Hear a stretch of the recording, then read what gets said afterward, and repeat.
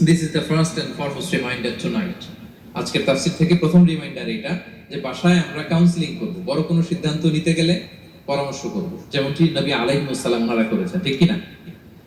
তাহলে সাইয়েদনা লুকমান আলাইহিস সালাম ছেলেকে উপদেশ দিচ্ছেন, আর উপদেশের ভাষা হতে হবে কোমল। দেখেন এখানে আল্লাহ তাআলা যেটা ব্যবহার করেছেন, ইয়া বুনাইয়া, যারা আরবি জানেন, বুনাইয়া শব্দটা কিন্তু সাধারণ শব্দ না।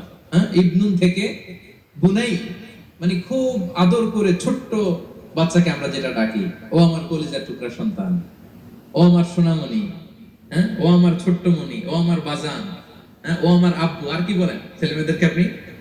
সায়া। কি এটার মানে কি? ইংরেজিতে বললে ডার্লিং।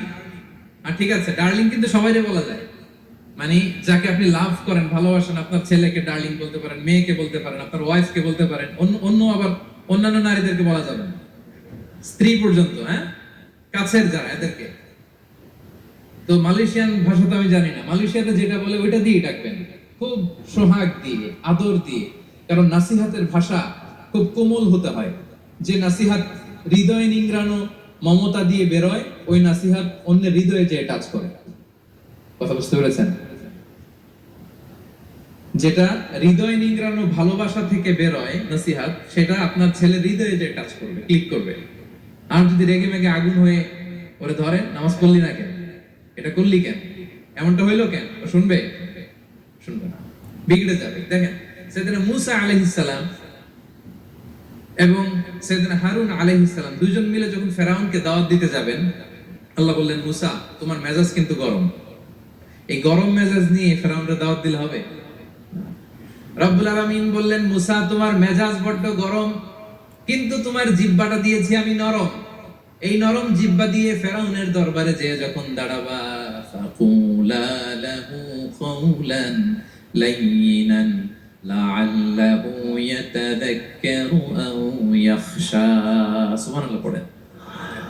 ফাকুলা লাহু কাওলান লাইয়িনা, সফট ল্যাঙ্গুয়েজ ইউজ করবা, কোমল ভাষায় দাওয়াত দিবা, নরম ভাষায় সফট করে, কোমল করে, ভদ্র করে ফেরাউনের কাছে প্রেজেন্টেশন দিবা। হতে পারে তোমার এই সুন্দর প্রেজেন্টেশনের কারণে ফেরাউন দাওয়াত কবুল করে নিতে পারে। দেখেন আমাদের যে অ্যাপ্রোচে ভুল অনেক দাঈদের, ফেরাউনের মতো কুখ্যাত সন্ত্রাসী এই পৃথিবী আর দেখবে? কথা বলেন না কেন? ফেরাউনের চাইতে বড় গডফাদার, ফেরাউনের চাইতে বড় সন্ত্রাস, ডাকাত এই পৃথিবীতে আর দ্বিতীয়টা কেউ এসেছে? তো এই ফেরাউনকে দাওয়াত দেওয়ার জন্য আল্লাহ মূসাকে বললেন, মূসা সফটলি বইলো, কোমল ভাষায় বইলো, একটু মোলায়েম সুরে বইলো, যাতে ওর হৃদয়ে টাচ করে।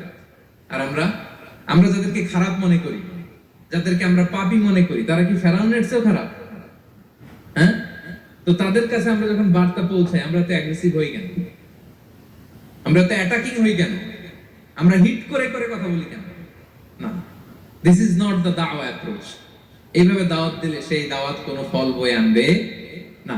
তো দেখেন আল্লাহ বললেন, ওয়াইদ ক্বালা লুকমানু লিবনিহি ওয়া হুয়া ইয়াইদু, স্মরণ করুন সে সময়ের কথা যখন লোকমান তার ছেলেকে বলেছিল, ওয়াজ করে, উপদেশ দিয়ে, নাসিহা করে, ইয়া বুনাইয়া, ও আমার কলিজার টুকরা সন্তান, ও আমার সোনামণি।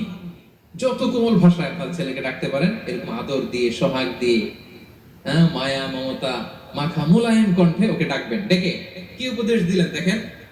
সাইয়েদনা লুকমান প্রথম উপদেশ দিলেন, ইয়া বুনাইয়া, আমার সন্তান, লা তুশরিক বিল্লাহ,